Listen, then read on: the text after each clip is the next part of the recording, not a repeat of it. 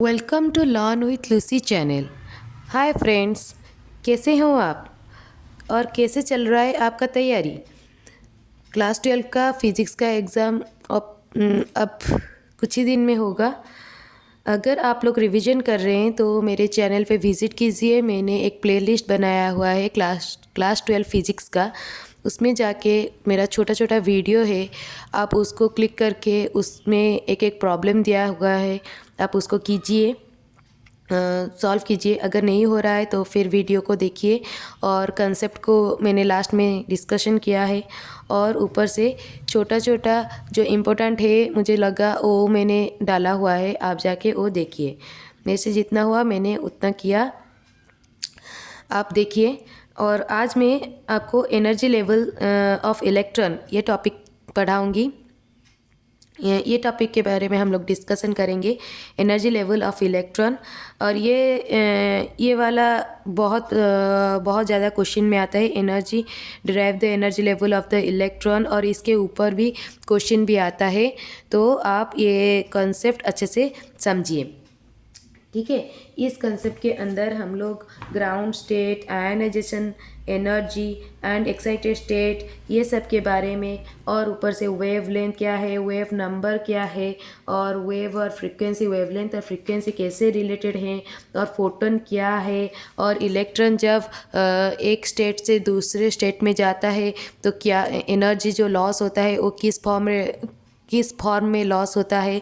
तो ये सब इस टॉपिक में हम लोग डिस्कशन करेंगे। तो इस वीडियो को लास्ट तक देखिए। तो आते हैं energy level. The energy of an atom is the least when it's atom is revolving in an orbit closest to the nucleus.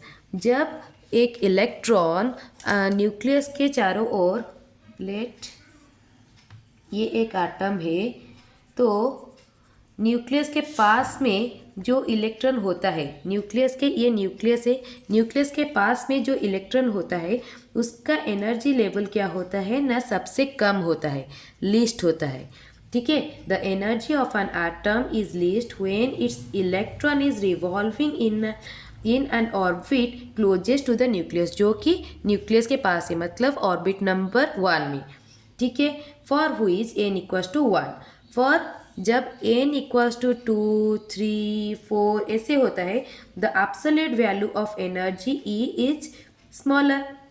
तो एब्सोल्यूट वैल्यू ऑफ एनर्जी क्या हो जाता है ना, कम होता है। So the energy is progressively larger in the outer orbit.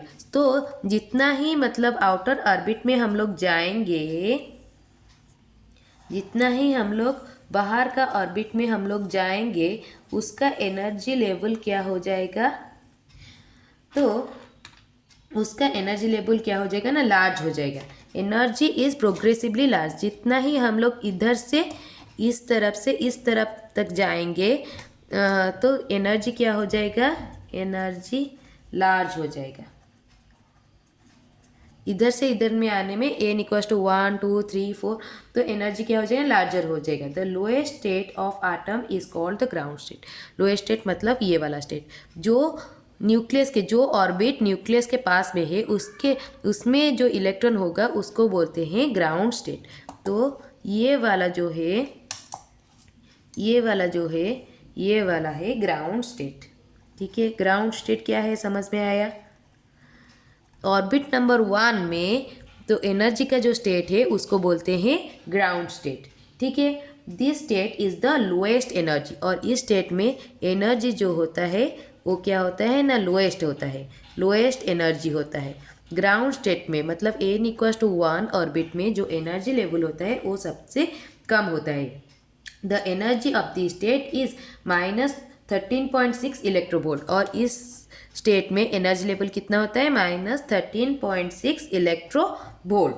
Therefore the minimum energy is required to free the electron from the ground state of the hydrogen atom is -13.6 electronvolt. तो इस स्टेट में अगर हम लोग electron को release करेंगे तो इसके लिए हमें एनर्जी चाहिए -13.6 इलेक्ट्रोवोल्ट एनर्जी चाहिए। इसको अगर हम लोग रिलीज़ कर देंगे, हाइड्रोजन एटम से अगर इलेक्ट्रॉन निकाल देंगे तो वो क्या हो जाएगा, आयोनाइज हो जाएगा। वो एक हाइड्रोजन आयन में कन्वर्ट हो जाएगा, हाइड्रोजन आयन में कन्वर्ट हो रहा है, इधर आयोनाइजेशन हो रहा है। तो इस एनर्जी को हम लोग, इस एनर्जी को क्या बोलेंगे हम लोग, आयोनाइजेशन एनर्जी।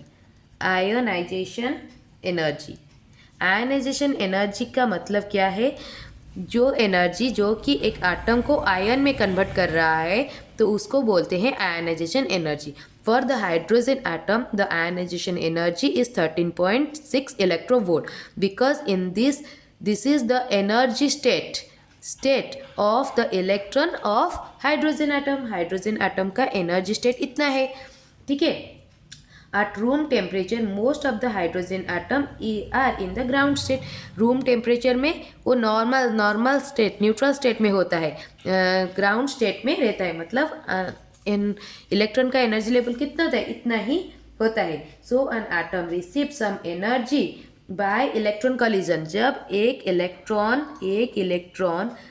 इलेक्ट्रॉन के साथ कोलाइड करता है, मतलब टकराता है, जब टकराता है तब क्या होता है ना, वो लोग एनर्जी रिसीव करते हैं। ये इलेक्ट्रॉन एनर्जी रिसीव किया, ठीक है, तो इलेक्ट्रॉन रिसीव करते हैं, तो एटम में acquire sufficient energy to raise the electron to higher state. तो इसके पास जब ये रूम टेम्परेचर में रहते हैं उनका एनर्जी लेवल होता है -13.6 इलेक्ट्रोवोल्ट। जब टकराते हैं उनका एनर्जी लेवल क्या हो जाता है, बढ़ जाता है। इसके वजह से इलेक्ट्रॉन का एनर्जी लेवल जब बढ़ जाएगा वो क्या हो जाएगा, वो एटम से, ये वाला एक एटम है, ये एटम से वो क्या हो जाएगा, निकल जाएगा। ये एटम से वो क्या हो जाएगा, निकल जाएगा। In this condition the atom is said to be excited state. इस स्टेट में एटम को क्या बोलते हैं ना, एक्साइटेड स्टेट। इस स्टेट में एटम को बोलते हैं एक्साइटेड स्टेट। जब एक इलेक्ट्रॉन दूसरे इलेक्ट्रॉन के साथ टकराता है, जब एक इलेक्ट्रॉन, पहले समझते हैं, जब एक इलेक्ट्रॉन रूम टेम्परेचर में रहता है, वो जब एक एटम रूम टेम्परेचर में रहता है तो उसका इलेक्ट्रॉन का जो एनर्जी लेवल होता है वो ग्राउंड स्टेट में रहता है। ग्राउंड स्टेट में मतलब इतना एनर्जी लेवल उसका इतना होता है। जब एक दूसरा एटम उसके आके टकराता है तो इलेक्ट्रॉन के बीच में जब मतलब कॉलिजन होता है, तब क्या होता है ना, एनर्जी, इलेक्ट्रॉन क्या करता है ना, एटम का इलेक्ट्रॉन क्या करता है ना, एनर्जी एक्वायर कर लेता है, तो उसका एनर्जी लेवल क्या हो गया, बढ़ गया। तो उसी स्टेट को बोलते हैं एक्साइटेड स्टेट, ठीक है। From the excited state the electron fall back to the state of the lower energy emitting the photon equals to the energy difference of the orbit. तो जब अगर ये एक्साइटेड स्टेट से कम बैक करेगा, फिर से कौन सा वाला, लोअर एनर्जी स्टेट में एक्साइटेड स्टेट है, अगर कन्वेक्ट करेगा लोअर एनर्जी स्टेट में, तो फिर वो क्या करेगा ना, एनर्जी एमिट करेगा। ये जो एनर्जी एमिट कर रहा है, ये कौन से फॉर्म में कर रहा है ना, फोटोन के फॉर्म में कर रहा है। फोटोन के फॉर्म में ये एनर्जी एमिट कर रहा है। और ये जो फोटोन होता है, क्या होता है, photon is a particle of electromagnetic radiation. Photon electromagnetic radiation, एक मतलब एनर्जी एमिट होता है, मतलब इलेक्ट्रोमैग्नेटिक रेडिएशन होता है, ठीक है, रेडिएशन होता है, इलेक्ट्रोमैग्नेटिक रेडिएशन होता है। जो इलेक्ट्रोमैग्नेटिक जो रेडिएशन हो रहा है उसका एक पार्टिकल है फोटोन। फोटोन के फॉर्मेट में एनर्जी क्या हो रहा है, लॉस हो रहा है, और फोटोन का कोई भी मास नहीं होता है, और उसका स्पीड क्या होता है ना, स्पीड ऑफ द लाइट, उसका स्पीड होता है speed of light. It is smaller possible particle of the light, और ये सबसे, लाइट का जो सबसे स्मॉलेस्ट पार्टिकल है उसको बोलते हैं फोटोन। तो एनर्जी के फॉर्मेट में क्या होता है ना, एनर्जी, जो फोटोन के फॉर्मेट में एनर्जी एमिट होता है। तो ये जो एनर्जी एमिट होता है, ये क्या होता है ना, डिफरेंस ऑफ एनर्जी स्टेट। मतलब एक्साइटेड स्टेट में था ये वाला, एक्साइटेड स्टेट का एनर्जी कब आता है, जब इलेक्ट्रॉन एक एनर्जी एक्वायर करता है तो फिर वो एक्साइटेड स्टेट में चला जाता है।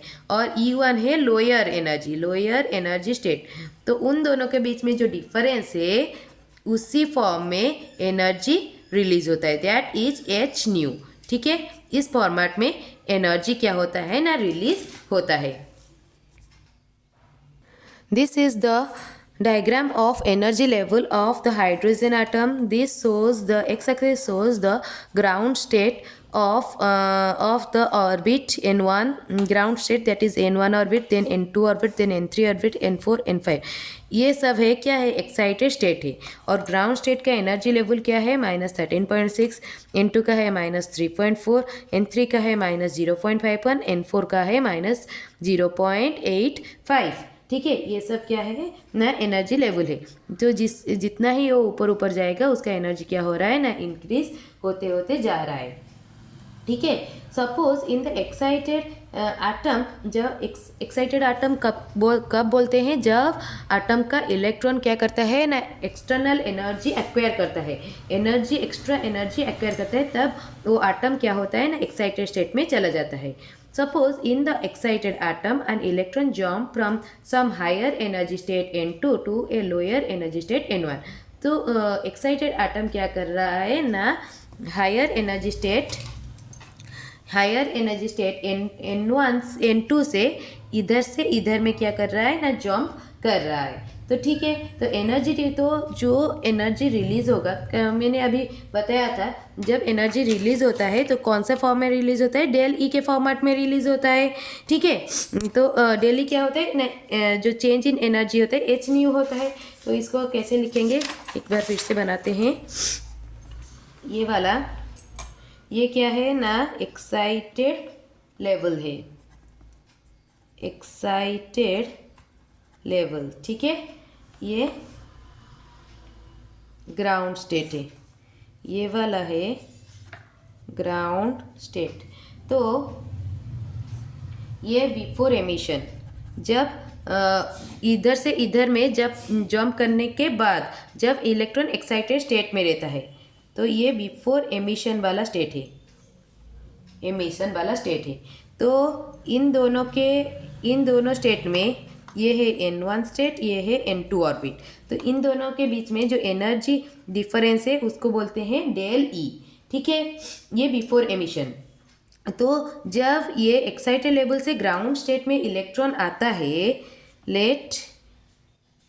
ये इलेक्ट्रॉन इधर से इस स्टेट में आएगा। ठीक है, ग्राउंड स्टेट में आएगा। तो जो एनर्जी जो रिलीज होता है वो कौन से फॉर्मेट में रिलीज होता है, फोटोन के फॉर्मेट में। फोटोन के फॉर्मेट में मतलब एच न्यू, एच मतलब प्लैंक्स कांस्टेंट, न्यू मतलब ये है फ्रीक्वेंसी। ठीक है, ये है ड्यूरिंग एमिशन, ये एमिशन के टाइम में। कब एमिशन होता है, जब इलेक्ट्रॉन एक्साइटेड लेवल से ग्राउंड स्टेट में आता है। देन एमिशन हो गया, उसके बाद ये क्या है ना, आफ्टर एमिशन। आफ्टर एमिशन मतलब एमिशन होने के बाद ये क्या हो जाएगा ना, जो इलेक्ट्रॉन क्या है, ग्राउंड स्टेट में आ गया, atom in the ground state. ठीक है, ग्राउंड स्टेट में आ गया। तो ये जो एनर्जी जो एमिट होता है, ये कौन से फॉर्मेट में रिलीज होता है ना, एच न्यू मतलब फोटोन के फॉर्मेट में रिलीज होता है। फोटोन क्या होता है ना, इलेक्ट्रोमैग्नेटिक वेव्स, इलेक्ट्रोमैग्नेटिक वेव्स के फॉर्मेट में एनर्जी क्या होता है ना, रिलीज होता है। That is E2 minus E1 is equal to del E is equal to h nu. ठीक है, यहाँ तक समझ में आया। तो हम लोग क्या निकालेंगे ना, E2 माइनस E1। ठीक है, E2 माइनस E1 निकालेंगे। तो E2 माइनस E1 एनर्जी का फॉर्मूला हमने और एक वीडियो में मैंने निकाला था, E equals to minus m z square e to the power 4 by 8 epsilon nought h square whole divided by 1 by n square.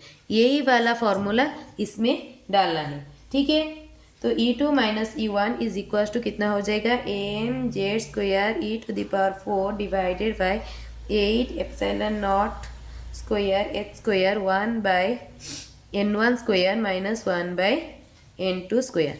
ठीक है, माइनस है तो n1 प्लस हो जाएगा और n2 माइनस हो जाएगा, तो इसलिए minus n1 square minus n2 square.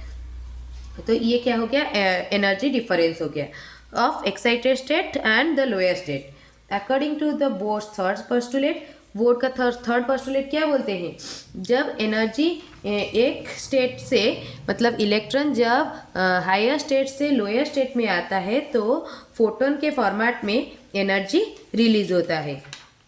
ठीक है ना। The Bohr's third postulate states that an electron might make a transition from one of its specified non-radiant orbit to the another lower energy, मतलब एक high excited level से lower level में जब आता है, when it does so a photon is emitted having an energy equals to, एक photon energy release करता है, फोटोन के फॉर्मेट में एनर्जी रिलीज होता है to difference between the initial and the final state. Initial and final state के बीच में डिफरेंस है, that is h nu is equals to E I minus E F. यही था ना थर्ड पोस्टुलेट। तो according to the third postulate ये जो हो जाएगा, ये क्या हो जाएगा, E2 minus E1 is equals to h nu. Nu is the frequency, तो फ्रीक्वेंसी कितना आ जाएगा, frequency is equals to E2 minus E1 divided by h. E2 minus E1 divided by h, तो ये कितना हो जाएगा ना, m z square e to the power 4 divided by 8 epsilon nought square h q 1/n1 square minus 1/n2 square. ठीक है, ये आ गया। अभी हम लोग इसका डिफरेंट टर्मिनोलॉजी जैसे कि वेव लेंथ क्या है, वेव नंबर क्या है और वेव लेंथ फ्रीक्वेंसी के साथ कैसे रिलेट है, ये सब पढ़ेंगे। ठीक है, अकॉर्डिंग टू द वेवलेंथ कितना हो जाएगा, 1 by wavelength is equals to v by C. तो ये कैसे आ गया, अगर हम लोग स्पीड ऑफ द लाइट अगर हम लोग लिखेंगे तो कितना होता है ना, लैम्बडा इंटू फ्रीक्वेंसी होता है। फ्रीक्वेंसी इसको हम लोग कैसे लिखेंगे, म्यू। तो 1 by lambda is equals to mu by C. ये क्या है, फ्रीक्वेंसी है। ये क्या है, फ्रीक्वेंसी है। 1 बाय लैम्बडा मतलब 1 by wavelength equals to frequency by speed of light. तो इधर से आया। ठीक है, इज इक्वल्स टू फ्रीक्वेंसी हमारा निकला था, फ्रीक्वेंसी हमारा अभी हम लोग निकाले थे इतना, डिवाइडेड बाय क्या कर लेंगे, सी कर लेंगे। तो m z square e to the power 4 divided by 8 epsilon nought c h q whole divided by 1/n1 square minus 1/n2 square. ठीक है, इतना हो गया। इधर में सिर्फ डिवाइड करना है, क्या सी करना है। और ये जो है 1 by lambda is known as the wave number. This is known as the wave number. That is the number of waves per unit length. Particular unit length में, इस लेंथ में कितना नंबर ऑफ वेव्स पास कर रहा है उसको बोलते हैं कि वेव नंबर। उसको बोलते हैं क्या, वेव नंबर। एक एक टर्मिनोलॉजी समझते हैं। पहले समझते हैं वेवलेंथ। वेवलेंथ क्या है, मतलब लेट एक ये वाला एक वेव है। ठीक है, इसका अगर हम लोग इस पॉइंट से अगर ले रहे हैं तो ये वाला पॉइंट फिर से कहाँ से रिपीट हो रहा है, यहाँ से रिपीट हो रहा है। तो यहाँ से यहाँ तक जो डिस्टेंस है, यहाँ से यहाँ तक जो डिस्टेंस है उसको ही बोलते हैं वेवलेंथ, उसको ही बोलते हैं वेवलेंथ। लेट हम लोग ये वाला पॉइंट ले रहे हैं। कौन सा वाला पॉइंट, ये वाला पॉइंट ले रहे हैं। तो ये वाला पॉइंट कहाँ तक रिपीट हो रहा है, यहाँ से रिपीट हो रहा है। तो यहाँ से यहाँ तक जो डिस्टेंस है इसको बोलते हैं वेवलेंथ। लेट हम लोग ये वाला पॉइंट ले रहे हैं। ये वाला पॉइंट कहाँ से रिपीट हो रहा है, यहाँ से रिपीट हो रहा है। तो यहाँ से यहाँ तक का डिस्टेंस को बोलते हैं वेवलेंथ। वेवलेंथ समझ में आया? Wavelength is the distance between two identical point, दो इक्वल पॉइंट, मतलब ये जो पॉइंट है यही पॉइंट फिर से रिपीट हो रहा है, तो दो आइडेंटिकल पॉइंट के बीच में जो डिस्टेंस है उसको बोलते हैं क्या ना, wavelength. It is usually measured in wavelength, जो कि हमारा यूनिट है उसको मीटर या फिर सेंटीमीटर या फिर मिलीमीटर या फिर नैनोमीटर या फिर आर्मस्ट्रॉन्ग में हम लोग इसका यूनिट को लिख सकते हैं। ठीक है, और अभी समझते हैं ये क्या वेवलेंथ, और वेवलेंथ और फ्रीक्वेंसी के बीच में रिलेशन क्या है। वेवलेंथ और फ्रीक्वेंसी के बीच में रिलेशन क्या है? फ्रीक्वेंसी के बीच में रिलेशन क्या है? Wavelength and frequency are inversely proportional, मतलब वेवलेंथ जो है, वेवलेंथ और फ्रीक्वेंसी दोनों ही क्या है ना, इन्वर्सली प्रोपोर्शनल है। दोनों ही, मतलब फ्रीक्वेंसी अगर बढ़ेगा तो वेवलेंथ क्या होगा ना, घटेगा।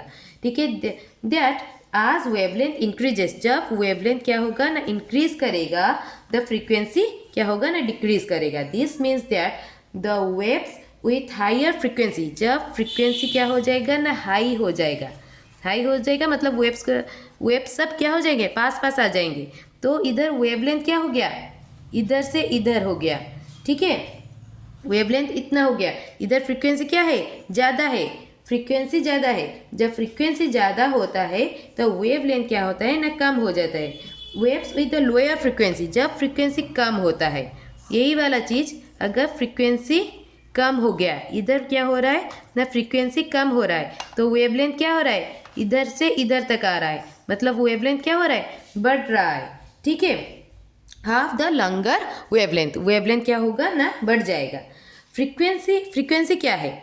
फ्रीक्वेंसी एक्चुअल में, फ्रीक्वेंसी को हम लोग क्या करते हैं ना, साइकिल पर सेकेंड में, मतलब साइकिल मतलब क्या है, इधर से इस पॉइंट से इस पॉइंट तक एक साइकिल बोलते हैं, इस पॉइंट से इस पॉइंट तक एक साइकिल बोलते हैं। साइकिल, एक साइकिल मतलब ये क्या है, वन साइकिल है। ऐसा वाला साइकिल एक सेकेंड के अंदर कितना पास कर रहा है। लेट एक हम लोग फ्रीक्वेंसी ले रहे हैं, ठीक है, तो एक सेकेंड इतने तक हो रहा है। ठीक है, एक सेकेंड इतने तक हो रहा है, तो एक सेकेंड में कितना साइकिल पास कर रहा है, 1 2 3 साइकिल पास कर रहा है। एक सेकेंड के अंदर 3 साइकिल पास कर रहा है, तो फ्रीक्वेंसी कितना हो जाएगा, 3 साइकिल पर सेकेंड। ठीक है, इसका फ्रीक्वेंसी, इस वेवलेंथ का फ्रीक्वेंसी कितना हो गया, 3 साइकिल पर second.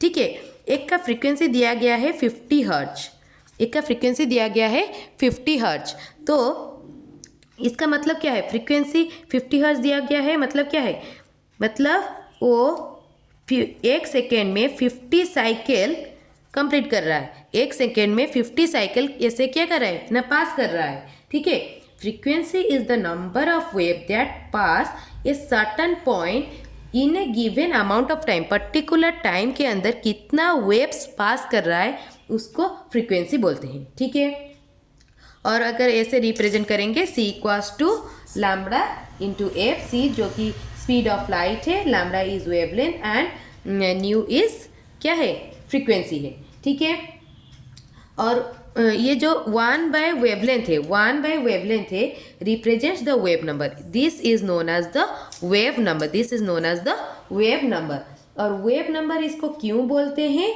Because it calculates the number of waves per unit distance, per unit distance में कितना नंबर ऑफ वेव वो क्या कर रहा है ना, पास कर रहा है, इसीलिए इसको बोलते हैं क्या, वेव नंबर। क्यों, इसको 1 बाय लैम्बडा क्या है, 1 बाय लैम्बडा अगर हम लोग लिख लेंगे इधर से, 1 by lambda is equal to frequency, और फ्रीक्वेंसी क्या कर रहा है, फ्रीक्वेंसी देख रहा है कि एक सेकेंड के अंदर कितना साइकिल पास कर रहा है, वैसे ही वेव लेंथ क्या रिप्रेजेंट, वेव नंबर क्या रिप्रेजेंट करेगा, तो मतलब इसका मतलब क्या है, ये किसके साथ एनालॉजी है, एनालॉग है, फ्रीक्वेंसी के साथ एनालॉग है, और फ्रीक्वेंसी क्या शो करता है, नंबर ऑफ साइकिल शो करता है, वैसे ही वेव नंबर क्या शो करता है, नंबर ऑफ वेव शो करता है। ठीक है, इसीलिए इसको बोलते हैं ना वेव नंबर, क्योंकि ये नंबर ऑफ पर यूनिट डिस्टेंस में कितना नंबर ऑफ वेव ये पास कर रहा है ये शो कर रहा है। Which is the definition of the wave number? So 1 by lambda is known as the wave number. How many complete wavelength fit into a single unit length? Particular unit length के अंदर कितना number of wave ये क्या कर रहा है ना, fit हो रहा है, और इसको बोलते हैं वेव नंबर। ठीक है, 1/λ को बोलते हैं वेव नंबर। वेव नंबर आपको समझ में आया, और वेव नंबर कैसे निकालते हैं हमने देखा। इन द लास्ट इक्वेशन, हम लोग जब लास्ट इक्वेशन में लिखे थे, एम हमारा क्या हुआ था ना,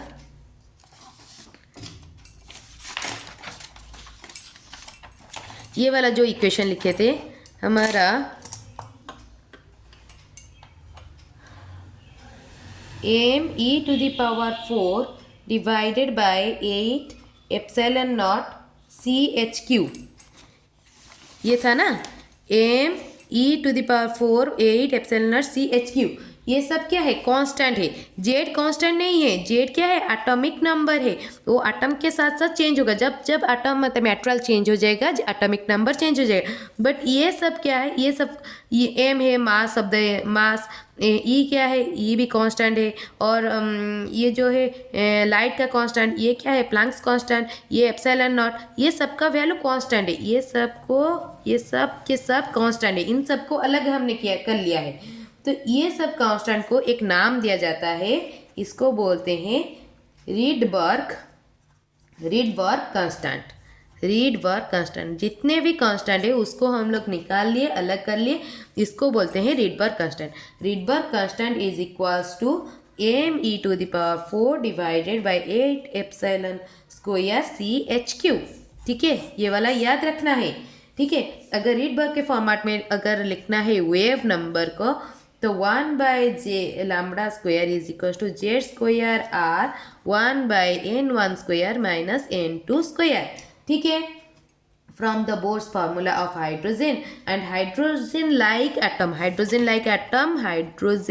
एटम मतलब जिस एटम में हमारा एक ही इलेक्ट्रॉन रहेगा, जैसे कि हो गया क्या, हीलियम का प्लस आयन और लिथियम का 2+ आयन।